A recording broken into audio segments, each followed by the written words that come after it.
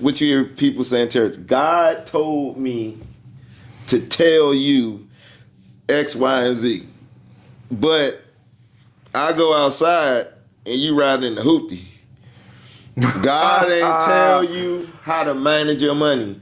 God didn't tell you to get this job. But God telling you to tell me something. But I'm not trying to ruffle no feathers, but deep, God told you to tell me something, but I got a better vehicle than you. But it look like you ain't listening yourself. Yes. Right.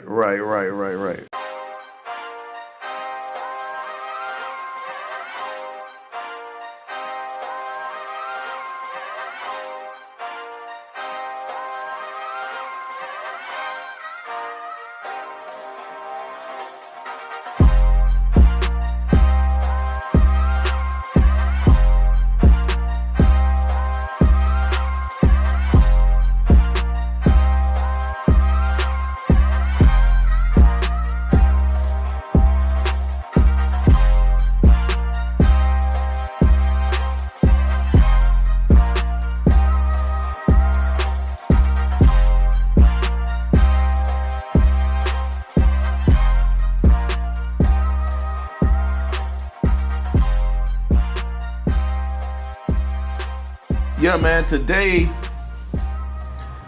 we need to talk about like our story because we have been discussing relationships and we've started going into religion, but we haven't really opened up our experience with religion or in particular with Christianity, because right now I'm not a Christian.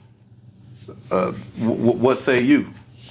About I'm not a Christian. You no longer identify as Christian, but you once did, of course. Yeah. And so did I, right? Now we introducing the audience to this, but I think it's important, man, to let folks know our story, because a lot of times when people are no longer Christian, they don't fill in the gaps with what happened, what the journey looked like, and I think it leaves a lot of room for people to make assumptions that you got hurt. It was an emotional decision. So there was disappointment or something else to where your mind wasn't really involved with the decision. It's usually they fill in that gap with stuff that suggests you were under some kind of negative influence that pulled you away from Christianity. And now you're out there in that energy. And I want to use this conversation to dispel all of that, to talk a little bit about how deep we were, to let it be known that we weren't casuals. We weren't just passerbyers in the religion of Christianity, but that we were deep. We were in it. But then some things happened that led us on a journey to our exit. So, you ready for that convo? Yeah, I'm ready for it. Okay, man. Well, shucks. Let's jump into it. Where did it start for you? You know, let's start with what kind of Christian were you? When I was young, I'm pretty much like most Christians. I was pretending that I was a Christian, but doing the Christianly thing that everybody knew to do. I wasn't about that life, you know. I was going to church, and then after church, I was doing my thing again. That's when I was young. Okay. You know did y'all, because we cousins, so you know we got the same family. Yeah. But did your granddad or grandma make you go to church or anything like that? Well, my grandpa would just make me go with him when he went, but when I went with him, he always was taking me to a Catholic church. Catholic, okay. Yeah, and then after he passed away, then my grandma kind of like made me go with her, and that was just for like a brief moment. But both of them times I wasn't taking it serious, but I knew what was in the Bible, because like I said in the previous couple of podcasts, that I said that I was already reading the Bible when I was 8. Did y'all have so it wasn't a lot, it wasn't like a lot of religious devotion in the house, but like the presence was there. Yeah. Did y'all have stuff in the house? Like y'all have anything on the wall, like a picture of Jesus? We had a white Jesus that I'll never forget it. It was a white Jesus, and he was crawling up to the cross, and he was like hanging on it. He wasn't hanging on it like the normal one, but he was like holding on to it. Like his hand was here and his other hand was here, and he was like looking up at it. And then I remember vaguely, I do remember seeing a white Jesus. Okay. In the house, yes. Okay.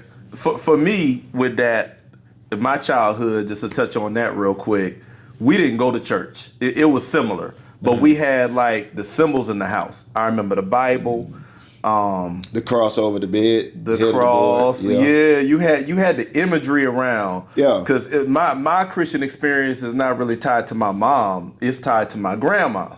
You know, before she passed. Because when we came down to South Carolina, we moved in. I was like 5, maybe 4, and we moved in with my grandma, and she had a big white porcelain crucifix on the wall, and it was like the traditional crucifix. It was like this. His feet, he had the feet cross at the bottom, the suffering Christ on the cross type thing, and we had a Bible in the house. And I remember those. I don't remember going to church at all, but I knew that those things were very important. Right. Didn't know much about them, but my mom reminded me that when my grandma passed, she died in the house actually, and it was it was, we don't know what it was. I know she smoked, but it wasn't that. It was something that she was fine, went to the doctor, they changed her medication, and after that she passed. Yeah, suddenly, like that week. And because she was supposed to go fishing that Saturday and died that week. And I remember waking up the commotion in the house, and it was like, came out and the people were there and she was laying on the floor. And I remember looking up at the crucifix like it's supposed to be able to help right now. And I was a kid, you know what I'm saying? And I don't know what told me that, but it was like, this is supposed to be able to help. And my mom had told me that I took the Bible and walked over to my grandma and brought it. And the guy was down there, they was pumping her and stuff. And he said, we don't need that right now, And that's my first memory of knowing that religious tradition was in me from my family. Right. Yeah. But like you, I didn't go to church. We didn't go to church growing up. It might have been a couple of times. I remember my mom taking us on Easter. Yeah. But like you going to church, and after church, you don't, one thing my grandpa used to say, like, he would have like, don't wash your clothes on Sunday. You're supposed to rest on Sunday. Like you couldn't wash, you couldn't iron on Sunday. Like any household duties, he would be like don't day do of that. Rest, the Sabbath kind of thing. Yeah, if it wasn't something like, even in the Bible, it's like that's the day of rest. Unless it's something mandatory that you have to do, like cook or something like that. But anything like manual labor, he didn't play that. If I didn't get my clothes washed on Saturday, my clothes would be dirty until next Friday or Saturday. Whenever the next laundry day was. Laundry day was, yeah. So that was the way he held it, right? Yeah. It's interesting, right? Because they weren't like in the scripture like we ended up being, but they had the kind of like little rituals or little things they would do that you don't move them practices. Yeah. Yeah. Okay. And then, like I said, when I got older, like my teenagers, like I said, I went with my grandma. And then after I got into the military, man, I ain't know nothing about church. I was straight wilding out. Okay. That's when I took a pause on religion, and I was living my life. I didn't jump back into Christianity until I was about to get out the military, or right after I get out the military, when most guys get out the military, they feel lost. And at that time, I didn't know I had PTSD at the time. So I was doing all these little degrading jobs. I was almost like the prodigal son that they talk about in the Bible. And I was little just jobs here I was and just there. jobs here and there, and people like, dude, what are you doing? And why you working here? You look like you. That's when I was in shape, because and most guys get out of the military. I used to already know. I used to tell you that. Yeah, so people like, dude, you look weird working in a chicken factory. You look like you belong on somebody's football field. And you look weird flipping burgers. Even when I had them brief moments of smoking cigarettes, they're like, dude, you look weird smoking a cigarette. Yeah. Like I was out of place. It's like they kept reminding you that you were out of place. Reminding me, and I felt like the only way to get back in place and get my life right, it was to go back to the word, because what the Bible say, bring a child up which he may come. So even though he stray away, he'll come back. Yeah. So when I got out the military and then everything, that's when I really started trying to live that Christian life. That's when you saw me like a Bible thump. I was taking the Bible to work, and when people be on their lunch break eating, I'll still be at my cubicle, because I was doing that stupid telecommunication stuff where people call and harass people and shit. I was doing that. Lord. And then on my lunch break, I would read the Bible, and then I would have it in the car everywhere I went to. I had it, and I'm talking about I'll stay up to like 2 or 3 o'clock with a flashlight, because my cousin, me and him shared a bed. I'll be up until like 4 o'clock in the morning reading the Bible, knowing I got to get up at 6 to get ready for work.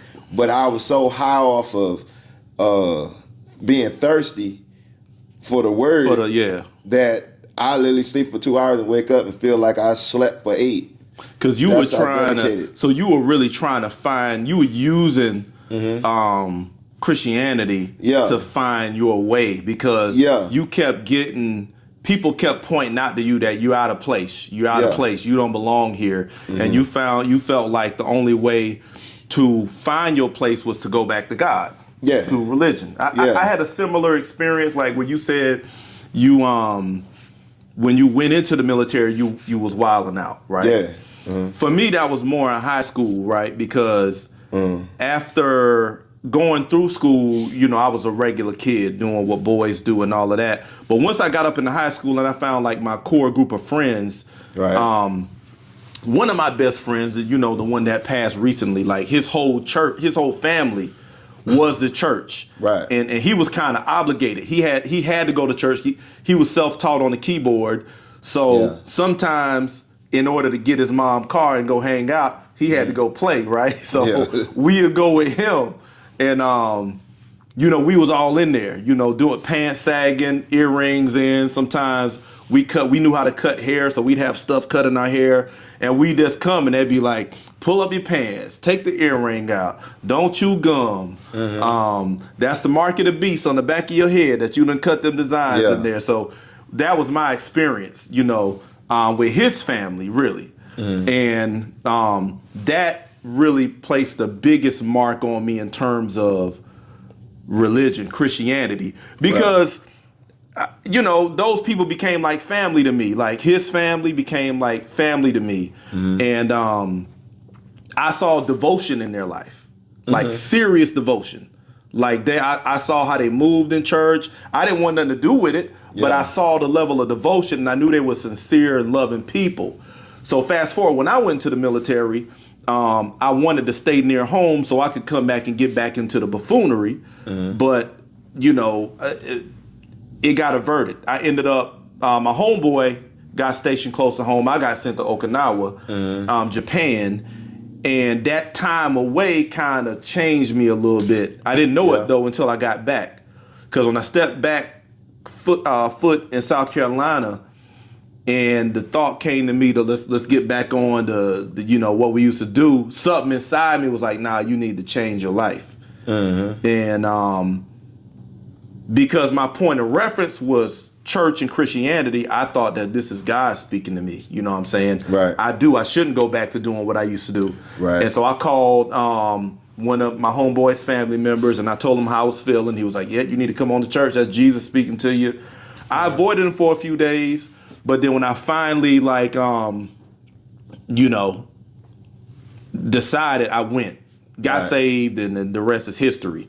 So from that point on, that's when my Christian devotion really started. Yeah. Bible thumper status. Yeah, Bible thumper, and then I still had some stuff in me, and that's when I got back here. Me and you locked back in here in Virginia. Right. That's when I went to the hospital for my PTSD and everything. And the way things work, you had just found out about this one particular church, and I was praying like, man, I need to get a break away from my family, the environment that I was in DC, because I was like, man, I'm really feeling like this. And you had said, hey, cuz, if you watch my son for the summer so you can get back and forth to work. Right. And I was like, cool, because now that's a place, like a sanctuary place where I can really hone in on my skills. And then when you invited me to this particular church, it was like, all them things in the past, I knew of the Bible. I knew what the Bible was about, but I didn't know what was really, really in it. I knew like the universal quotes that you hear pastors and people talk about. I knew those, but I didn't really know the Bible. Okay. So from that time, from like 2010, I was reading. But the unique thing about me was that time frame that I was having before I was invited to that church, I was already being spiritually fed. And then when we got with that particular church, I went more from, I started being spiritually fed to feeling like I was pretending again, I was serving. And that's when I thought I was being spiritually fed, but the more I served, I started losing my ambition for reading the word. Okay. I stopped actually going to church. And the person I was with. But you were still around. I was still in the environment, vicinity. but you didn't attend church services. Because I was serving more. Okay. And through that, I was like, damn, I'm doing all this. But I'm losing that spiritual essence. It sounds like you didn't have a sense of fulfillment that you felt you should have been getting from reading the word. Yeah, and I was like, damn, I'm losing. But the thing is that it was like I was like, damn, it's got to be more than this, because I done read the Bible for years and I'm believing this. I still believe in it, but why am I losing myself? And then I was like, damn, the more I served, it seemed like the more I'm losing myself. But by this time, I'm working around people that's supposed to be called spiritual people. And then I started looking in the Bible of, Jesus. And I was like, damn, Jesus had disciples, but he always had a personal moment with his disciples. Yeah. He was always shooting them questions and asking them stuff. And he's supposed to be a man of God, serving all these people, but he always had time for his inner circle. Got you. And when I didn't see that, so I was comparing what was in the Bible to the people that I'm around. And when I seen this is not the same, that's when my spirit went like, it was going like this, but then when I seen that, it was, okay. And then that's what I started asking the Creator, God, for some of the people out there that's Christian. I started to say, show me signs. Show me this. And it'd been moments where I would be crying, and then I'd be like, where is this coming from? And then I would look, and I was like, damn, these people that I think that's really supposed to be quote unquote spiritual and everything, I'm like, man, they playing church. They acting and pretending. And then I started looking at the people. I'm like, are these people really truly, the congregation is truly being blessed? And I'm like, nah, they thinking they are, and they being fooled, they being tricked. They're not really being. And then I was like, damn, and that's when I was like, man, I ain't signed up for this. Something ain't real. Something ain't real. Yeah. So that's what put me on the path to start. That's when I really started challenging the Bible. Okay. All right. We gonna pick that up. Now, for me, filling my gap real fast. Yeah. With, like you said, when me and you reconnected, and you started jumping into the word deep and really getting into it. Yeah. I was already in the word, right? Because when I got saved, went to my homeboy's church after I came back from Okinawa, got saved. I was hungry then because I was trying to change. I knew how I used to be. And a lot of people didn't know. Like, in school, I was cool, but after school, we was out there, so I was trying to change from that. So I I felt like I had found the answer. Like, this is where I'm supposed to be. And so I started, man, digging in that word. I got stationed in California. My brother was already stationed there. He had become a Christian probably about a year ago. And it was perfect. He picked me up from the airport. Him and two other young Marines who was Christians. Right. And they was bumping Kirk Franklin, Stomp. You know what I'm saying? So I'm like, I pull up and I'm like, man, this is okay. I can see this. I jump in the car with him. We go to the base, Camp Pendleton. I go to the church with them. It was one of the best church experiences of my life. Like, all I did was study the word, go to church, sing in the choir a little bit, all of that stuff. But this whole time, I'm studying, I'm investigating to the point that after 2 years of being saved, I was teaching Sunday school, became licensed as a minister, and then it just continued from there. So by the time we linked up, I had already been teaching church, I had already been preaching and doing all of that stuff. So when I showed up, I was more so looking to serve in the church that you're talking about and find my place in ministry, which I ultimately did. But for me, the breaking point was, and I said this before on the podcast, but I'm from South Carolina, but my father's from Africa, and I used to look around at the condition of black people, and I used to see the same thing everywhere, like poverty, dysfunction, et cetera, et cetera.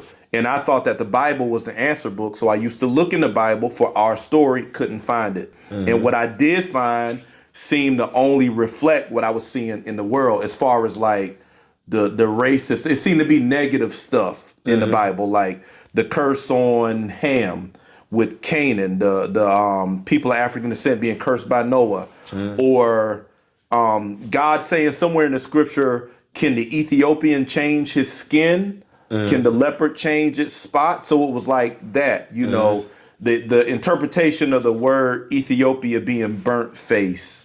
In the book Song of Solomon's, where the girl said, I am comely or beautiful, but black, right? It's almost like that underhanded comment a lot of dark-skinned girls get. You pretty to be dark-skinned. You know what I'm saying? Yeah. Why can't I just be pretty? Right. So I'm seeing... But I'm pretty to be dark. To be dark-skinned. And I'm seeing that in the Bible. She said, I'm comely but black. I'm attractive, but I'm black. And I'm like, well, why does the Bible seem to read like society reads when it comes to black people? So it wasn't satisfying that itch. And every now and then, every couple of years, I go back through the Bible looking. Forget about it. Go back looking. Forget about it. And then one day on YouTube, I came across some professors who were actually teaching about it. And that's where my journey started. Yeah. And the ad, what really got me to looking at it too is like, I felt closer to the creator or God for the other side, people that's watching. I felt like I had more of a relationship with him before I got into church. When I started serving, and this might rub a lot of people the wrong way, but when you go to church, to me, the way I was looking at it, and what was downloaded into me, not gonna say downloaded, what I felt in my spirit this morning, it told me to say this, that we're not really serving God, we're serving man. Because you'll hear people say, man of God. So, and what was downloaded it to me, like I told you, we go from man to Jesus to God. Because first, when I first was studying it for myself, I was like, I felt like, okay, Jesus, God. But I was like, well, God, you said that don't put no man before you. But I was at peace with, even though I didn't get my answer. So I felt more spiritual. When I got in church and I started doing armor bearer and all this, the usher. At first I was usher, then I graduated to armor bearer. And then I'm like, by the right hand man, take a bullet for this man. Like I felt like I was the mindset of like a Secret Service protecting the president. Okay. And then I'm looking at the people in churches and they staying late to hear from this one man. And I was like, dog, they don't believe in God, they believe in man. And then you hear churches say, you a man of God. And I never liked that. Don't call me a man of God. You know what I'm saying? Because it puts you between you and the creator. And then people will start looking at you like you can't make no mistakes. If you make mistakes, you damn in everything. Because that means they put you on this pedestal like you a god. So I truly believe, from my point of view, that a lot of people in church, they think they serving God, but you serving man. To be honest. So you mentioned, now we're getting a little bit into the Bible, sort of, because I'm slowly in the Old warming up to Testament, it. how it talked about not putting anything before God. You know, idols, that could be a person or a thing. Person, place, a thing that's on this earth. That's on this earth that you're not supposed to put in front of God or before God or between your relationship with God. But so you're saying that when Jesus comes, that's exactly what the New Testament does, is it puts a man between you and God. And then you're saying that there's another man between you and God, because a lot of times the pastor is elevated so high that he's in front of Jesus. Like people looking at him like. So now you got two men, and to myself, I was saying, no wonder I'm not spiritually being fed no more. I'm serving man that I believe that's representing God. And then I'm still trying to understand, like, God, I don't want to put this Jesus on the pedestal because you said you're a jealous God. But the Bible says that Jesus is the Son of God, and that He's God in the flesh. But that and the Bible do say that, but God didn't say that. What you mean? Ain't it the same thing? No, the Bible the Bible is God, but when in the Old Testament, God literally said out his mouth. Old Testament God, The Old Testament God. But see what's going on? The division? The Old Testament and the New Testament is the same God, unless we got two different gods. Right. So if that was the case, the Old Testament comes before the New Testament. The Old Testament is thicker than the New Testament.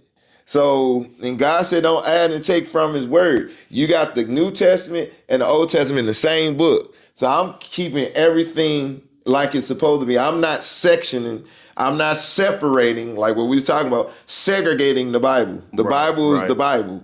And God said, don't put no man before me because I'm a jealous God. But in the New Testament, man is telling you, Jesus is telling you, nobody can come through the Father but me.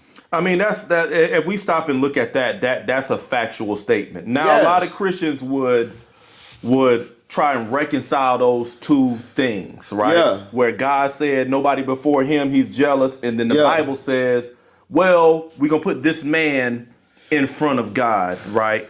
Both things, it's true that the Bible says both things, right? I'm looking right here. 1 Timothy chapter 2, verse 5 says, for there is one God and one mediator between God and mankind, the man, Christ Jesus. That's what it says. So the New Testament is saying we're putting a man in front of you because your sinful nature separated you from God, and that God had to do the job himself because you couldn't pay for your own sins, because that would be eternal fire, right? So God had to put himself in flesh, come as his son. It's weird when you step out of it and look at it. And sacrifice himself in your place so that you could now get back in contact with God. And we doing this for y'all to show the reasons why we said, hold on, we got to find the true answer to this thing. Because everybody would dance around it. Now, everything you said, but then Jesus said, when they said, you perfect, you sinners, he said, hold on, it's only one perfect person. Good. There's only one that's good. There's not sin, and that's my Father. But the Father is in you. So why would you say that if God is in you? I don't do nothing, say nothing, think nothing unless it's the Father. Unless the Father says. So why would you say it's only one person perfect? You need to say I'm perfect just like my Father is perfect. Because they're supposed to be one and the same, right? There you go. Another way he distinguished himself from God the Father was when they asked him when he was coming back or something like that. And he said, no man knows the time. But the Father. He said, not even me. I don't know the day or the hour. Only the Father. So it's another way that he distinguished himself. But I say this. One, because that's doctrine. We can talk doctrine all day. And that's the thing with the Bible. You can make the Bible say what you want it to say. And believe what you want to believe. What you want. You can without having facts. You can make the Bible support whatever position you want. Without facts. Because we got mad denominations that show you that. And a denomination is a different interpretation of what Scripture says. So here's one of my main issues that made me start challenging the Bible. Is it doing what it says it's supposed to do? Jesus said that greater works shall you do. Yeah, I like that one. Because I go back unto my Father. I send the Comforter. You should do greater works. What did he do? He healed. He cured the blind. He made the blind see. Raised the dead. Fed people with the least. Fed people with a few fish and a couple loaves. Fed the thousands. Right. He did all kinds of miraculous stuff. And as Black people, we got to be honest. That's the thing with our channel, man. We have honest conversations. We not trying to beat around the bush just so we can be right. No, let's have the real conversation. Yeah. The real conversation is that Black people believe the Bible literally. Yeah. That Jesus raised the dead, he healed the sick. We can do that. We got the power to do that through the Holy Spirit. Yeah. So when I'm looking around at Christianity and I'm not seeing that happening, and we in a church that's really on that, healing, prayer, all of this stuff, and I'm not seeing it happening, I'm like, I still believe the Bible, but maybe we're doing it wrong. What are we doing wrong? Can't be doing it wrong. Not as much praying and not as much giving to the church and everything. It's not. Yeah. That's what make you question it. Yeah. And then you're not getting and then there's the other side of it. You're not getting nothing back in return. You know, for your giving or for your service or for your service, your giving, for even your spiritual gifts. You're not getting nothing back in return. Because one of the things which you hear people say in church, God told me to tell you X, Y, and Z. But I go outside and you riding in the hoopty. God ain't tell you how to manage your money. God didn't tell you to get this job. But God telling you to tell me something. But I'm not trying to ruffle no feathers, but God told you to tell me something, but I got a better vehicle than you. But it look like you ain't listening yourself. Yes. Right. Yeah. You know, I mean, that's another thing, man. I mean, the thing got so many layers in it. Yeah. You know, but I know I was on it's always been a personal journey with me. Like, and I felt called to ministry. When I was young, man, like, it came to me. You supposed to preach the word. I ran to call, my mama tell you, I ran to the payphone. They ain't had no cell phone. Ma, I know what I'm supposed to do. What? Preach. Thank God. You know, my mom excited, right? But that's a calling I felt I had on my life. And I did discover in my Christian journey that I did have a skill set of teaching. And leadership is a skill set that I had. But because I discovered it while I was in church, I committed it in church, right? Teaching the Bible, serving in ministry and all of that stuff. But because I was real about the word, and when the Bible wasn't really living up to what it said, man, it made me ask questions, because I'm honest with myself, and I didn't think that God was afraid of my honesty.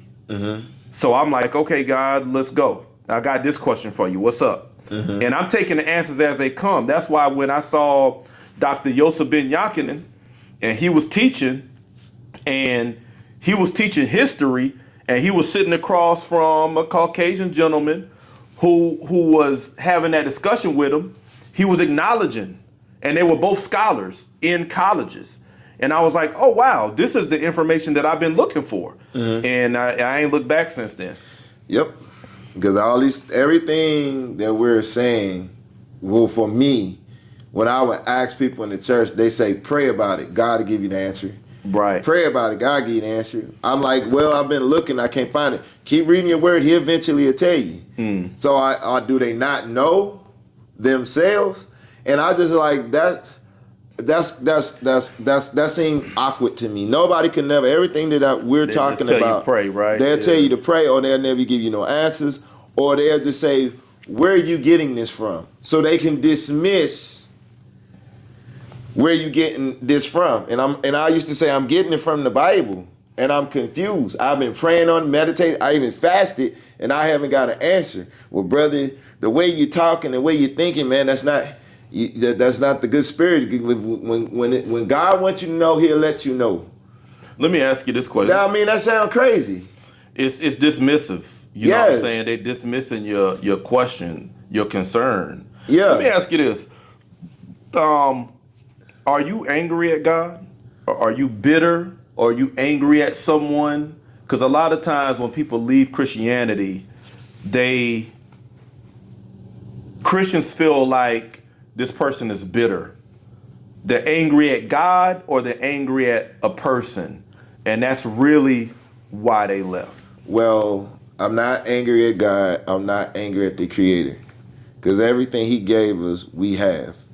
The religion is what separates you from God. Mm-hmm. So if I want to say if I'm mad at the religion, and if you want to say I'm mad at the religion, and I'm mad at or frustrated at the people that represents that religion.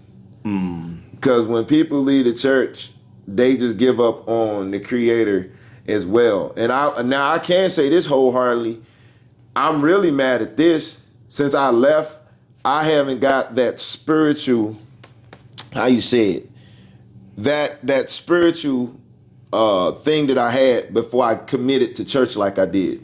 I'm not at that level yet. Because I'm still fighting the psychological part of all them years committing to a book. I'm probably like 30 or 40% feeling like I got some of my spirit back, some of my believing in the Creator. Like when I say when I was reading the Bible and everything before I went to church, I felt like God was out. He was in me and I was in Him. And I really understood the word. And even after I found out all the truth about the Bible, I'm trying to find that other 70% to fill me back up. So that's what I'm mad at, and that's what I'm angry at. Because you invested so much of your spiritual energy into a religion that proved to be a disappointment. Yeah, and I'm not fully spiritually fed like that no more. Okay. Even though I know the truth. Do you feel like you're not fully spiritually fed because you don't have a spiritual system? Yep. Okay, I think that's a lot of what it is, because people say that, leaving Christianity, there's going to be a void because the Holy Spirit ain't with you no more. Mm-hmm. No, the void is the lack of community and structure that comes with religion, because those are two things that religion gives you that are human necessities. Community, acceptance. You got a group of people who hold a common belief, common views, and you've got a structured body of knowledge to reference for your spiritual growth. And I will say I'm angry at this particular church because even when I found out the answers from the Bible that I had to find out on my own, and I had to step out and find the truth about this whole thing, they cut me off. I'll tell you, before I even found out about the truth of the Bible, they cut me off. You remember when I left in 2017? I made it my business purposely to call everybody that I knew from this church that I was in tight, the circle. And every Sunday I would call in. And I said, I'm going to do it for a year. I even did it with my family member because this is when my mom had passed, like 2016. Right. And then I said, I'm not going to call for a month. Out of all them people, including family. So when you called, you got in touch with them. I got in touch with them. I personally called them. Gotcha, but you always initiated. I always initiated. I didn't send a group text to everybody. And they answered. I individually, one by one, you initiated a call, and you would have a conversation. It was over 100 people, and I did it for a year. And then you got the 1 month, and you said, I'm not going to do it this just to test it. And what happened? Nobody didn't fucking call me but one cousin. No reciprocation. A relative. He said, man, you didn't call me, and you normally call me every Sunday. It was my cousin here. I never forget it, Kurt. Nobody else didn't fucking call me. And I said, you know what? They don't give a fuck about me. And it's just like, it's multiple things what people got to understand after doing all that serving. When my mother passed, the inner circle didn't call me. They had people have to check in on me. Like had the assistant call. Yeah, and after all that, after I was gone for that long period of time, not one fucking one. That's why I'm getting mad now. Not one fucking one even checked on me and my wife. Well, you know, that's a And that's fucked up. But for the shit that I have done. I think what's foul is that a lot of people, like a lot of Christians, and maybe some who know us, who know you. So people can't say I'm hurting. They had to do shit with money. But the thing is, what I think is foul that I commonly see amongst Christians is that Christian who knows you might look and say, yeah, it's bitterness. That's why he left. But that's a foul point of view because what you feel is valid. Yeah.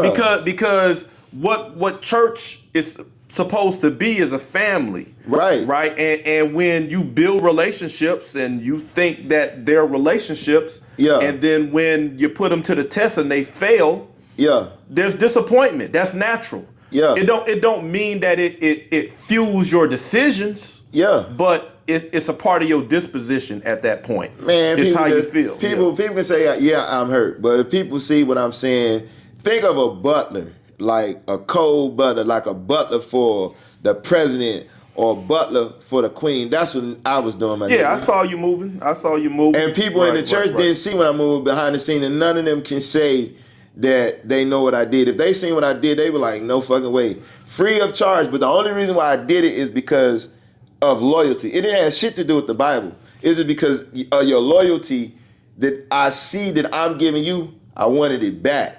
And even if I'm not in no fucking church or not, just for my loyalty, it should still be a fucking relationship. Right. But since I stepped away from the Bible to find out answers that nobody in the fucking church can answer, and then I come to you to say, hey, and then you just shut down everything that I done found truth about, and then you just dismiss it. It don't give you no conversation. No consolidation or nothing. So it's still a lack of reciprocation. Yeah, so that's what I mean by it. Most people get hurt by the church because they gave money now. I've been hurt by the church because the loyalty wasn't fucking reciprocated back to me. So the core of your thing is lack of reciprocation because even like you said, trust. The loyalty, trust broken. You saying we a fucking family. But and I know we've talked about this personally, but like when you went on your journey, because when you started seeing certain things, it put you on a journey of discovery, right? Yeah. So once you started learning things and then you wanted to go back to this relationship and say, hey, this is what I've been finding. Right. This is what I'm seeing. They dismissed that. Yeah. So you didn't even get reciprocation or the respect enough. And I felt uncomfortable to have a conversation. Because even after all them years of them not talking to me, that's one thing, loyalty and trust, it don't matter how long we've been separated, you still my motherfucking nigga. Right. You can be wrong as two fucking left shoes. Even if you change your beliefs? Even if you change your beliefs. I knew you before you got to where you at. You know, I'm rocking with you because I got friends. It should still, you dig what I'm saying? I got friends, man, and you know them who, I used to ride hard with them, and then when I went Christian, man, I didn't treat them different, but I changed completely because I was on a new path, and they never threw me out. You know what I'm saying? They said, okay, this is Bruce, and they roll with me, but that's the thing about religion, man. We talked in another episode where religion is really the root of division and segregation. Yes. Right? And this shows you where religion divides relationships, families. Yeah. Right? Because if you take on a different point of view, all of a sudden I gotta separate from you. Mm-hmm. Oh, I can't be around you. Now is some devil stuff over here. I can't talk to you. I don't want to get contaminated. It's like after all that I've invested into our relationship, time, devotion, whatever the case is, and you just cut me off like that. Yeah. But I think that's a byproduct of religion. That's a sickness that comes with religion. Man, I serve these people better than I served my mama, my grandma at one point in time. Yeah. My family like, you what? You doing what? Guys, ain't no way. And then when I leave, people like, oh, you finally left? And I felt like a fucking asshole. Because these people ain't called me or nothing. Don't give a fuck. I called them every day. I know all their birthdays, even their kids' birthday, to this fucking day. They still in my phone. Wow. They still in my phone. That's disloyalty. But do they know? I'm just using shit for example. Do they know mines? Do they even know my kids' names? Did they even say, man? You know what I'm saying? Right. That's fucked up. You know what I'm saying? It like, is. yeah, boy. I mean, it is. Yeah, but see, I ain't gonna drop no names. Right. But I'm saying this on the podcast. Don't say shit if you don't want your feelings hurt. Don't say shit. I Kendrick Lamar Drake your ass. Damn. I Drake Meek Mills your ass. So stand in solidarity or shut the fuck up. Damn. Listen. I'm just saying that's how pissed off I am. It's been brewing in me for years. You know, you can't set a fire in somebody's chest and then complain when they spit flames. That's just what it is. Yeah. You know, and I you know, that's why, you know, I you know, go off, say what you got to say, because you know, disloyalty is disloyalty. It don't matter if it happens in the church. It don't matter. You may think that's sacred ground. Oh, you shouldn't say this. Nah, but, you know, loyalty is loyalty. We're not being. We're not dropping names. It's not like that. I ain't gonna drop no names. I'm not gonna do that. It ain't about being messy. But we're talking about your story, your experience, and it don't matter, church or wherever. Yeah. You know, like this is a place that you should go and not get that kind of treatment. Yeah. And not get that kind of dismissiveness. Nah, what I did, not the loyalty that I showed. Man, no. That I mean, that is so fucked up. And a lot of people that's watching this that used to be in church, not in church, or straddling the fence, they all can agree. They won't say it or they scared. So I'm like Bernie Mac. I'm gonna say what you were fucking afraid to say. No doubt. Even you might be in church right now and be feeling like that, but you scared. You ain't got to comment. I've been there. I know all the emotions. A lot of people don't serve on that level, though. You know. Yeah. So everybody don't really deserve this truth. So if you talking, if they trying to judge us, motherfucker, before you judge me, ask me what the fuck I was doing. But it's real though. Yeah. And you even you reclaiming your time, your energy, your spirit, your Some effort. of that. Even you reclaim it, and I'm saying discontinuing to dedicate it to that cause. I'm saying reclaiming it in that way was mentally healthy for you. Yeah. Because in any one-way investment is a mental health deficit. Yeah. Anytime you invest in a relationship that's not reciprocating, you draining right here.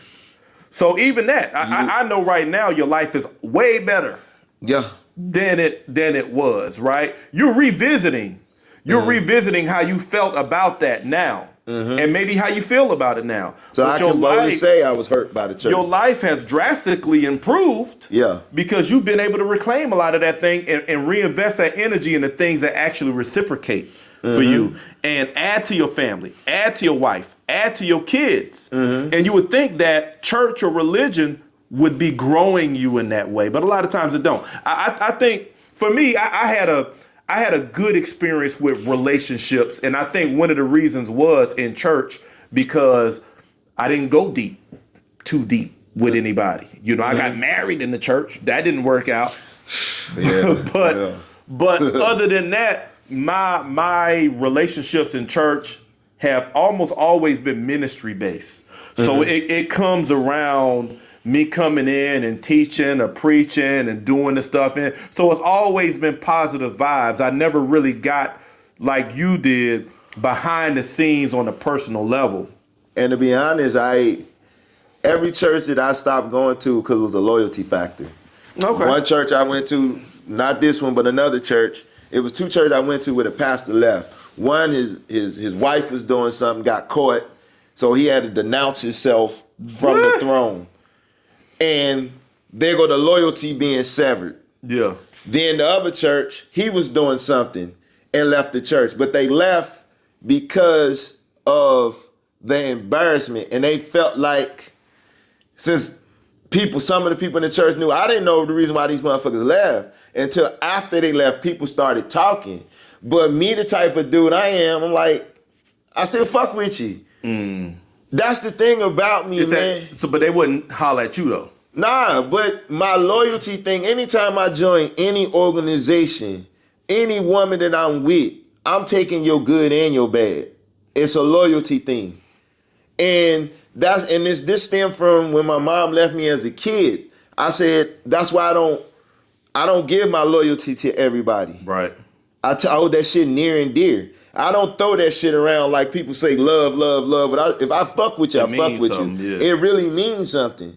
And I'm still with you, but you so embarrassing everything or whatever your reason is. And I'm talking about religion or no religion. You can tell me you worship the devil. I still fuck with you because I'm loyal to you. Long as you're not doing nothing to threaten my life. Right. Long as you're not doing nothing that's going to threaten nobody else's life, and you just say I worship that I'm reading this book about 666 and everything. I'm like, okay, I might feel uncomfortable, but I still fuck with you. Right. Because of my loyalty. Religion does that though, man. I mean, it's one of the ways that it divides though, because even it's a There's scripture. no loyalty in it. Yeah, It's all pretended. It's conditional. It's conditional. Conditional. And, like love. yeah, It's conditional. As long as I'm doing something, then I fuck with then you. you get it. I love right? you. But if I'm not doing everything, I'm feeling this way. I don't feel happy.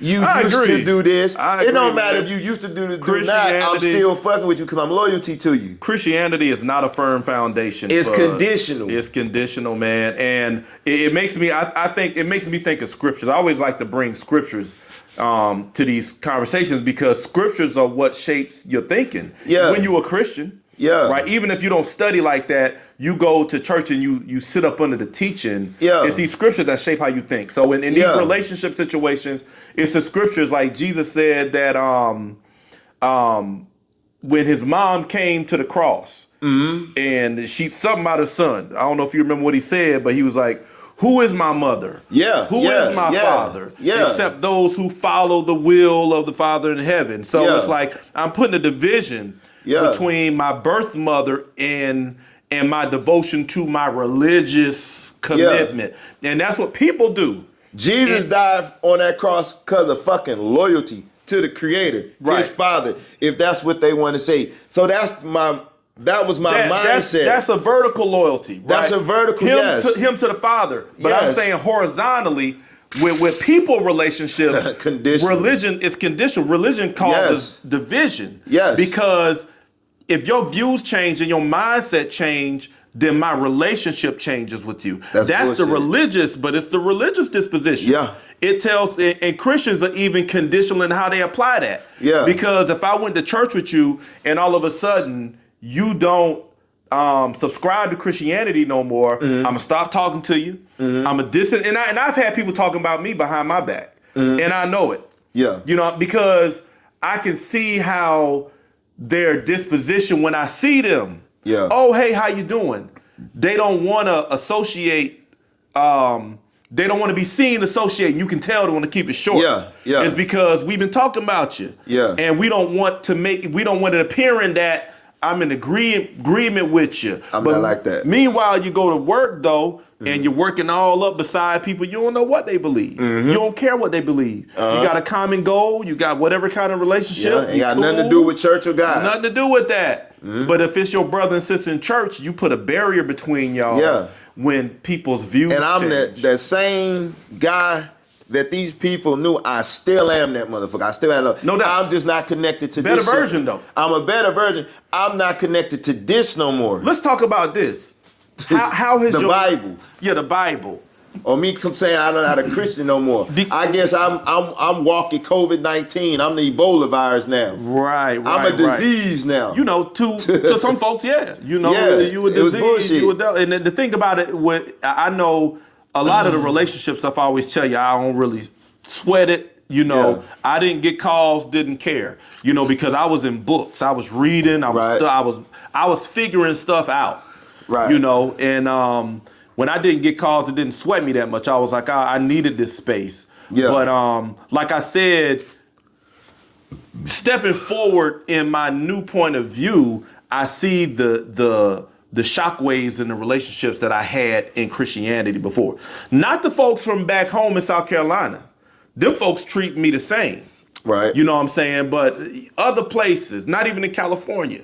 Yeah. But people looking like, what's going on with him? But nobody will reach out. But everybody will look like concerned or curious, but nobody will reach out and say, Your hey, number's what's still up? the same, right? Yeah. Nobody ain't called you. Nah, nobody hit me like that. Nobody hit you. I might have had one or two who said, "Hey, what's up?" Yeah. But you know, people watch. Yeah. And I know people, even sometimes when I post on social media.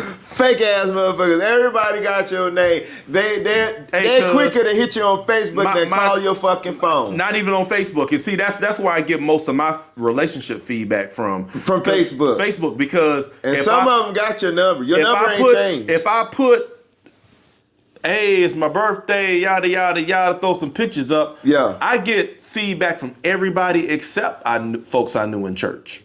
See what I'm saying? And I know why that is. It's because they're afraid to show any kind of relationship because you've been talking.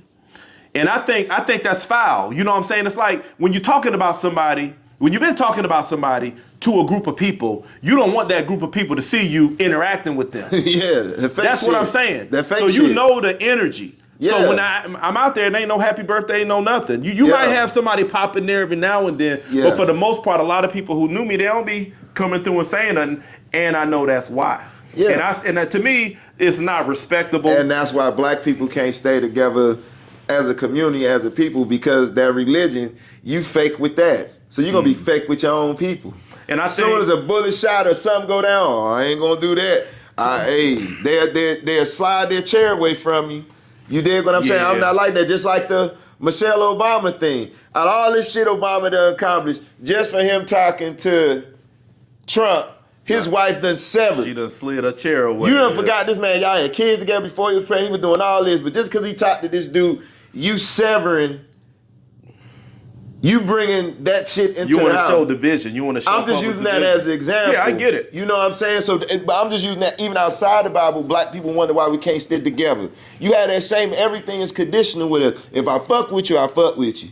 Period. I think religion fuels that thinking with people, though. Yes. I think that I wouldn't say that. I say religion is the reason why we're segregation. Divided, right? Segregation, I think it fuels divisive thinking. I got to separate from you. I can't be associated with you. You know, my kids can't come around your kids. Yeah, because what the kids got to do with this? They treat you like you're contaminated. But let's talk about how life. let's talk about how life is after religion. Because right now you done left. Once we discovered we were both transitioning out of Christianity, we've been in discussion and talking, and I've been seeing your evolution out of Christianity. You've been seeing mine. Now I would say that you are fully disconnected from identifying as Christian at all, right? Right, yes. Is life worse? Because some people would suggest that the devil's getting me. Yeah, and that when you leave Jesus, when you leave the covering, only bad things can happen. So talk to us about how's life been since. I talk about one that all churches like to talk about. I've been prosperous. Prosperity done came to me more now. Prosperity, ain't that what they talk about in the church? You sure they ain't the devil? Nah. Well, ain't the devil giving the devil need to stay with me then. He need to stay with me then. If it's the devil, hey. Say the devil doing his thing. Hey. Okay. Hey, Jay. Hey. What they say, can't beat them, joint.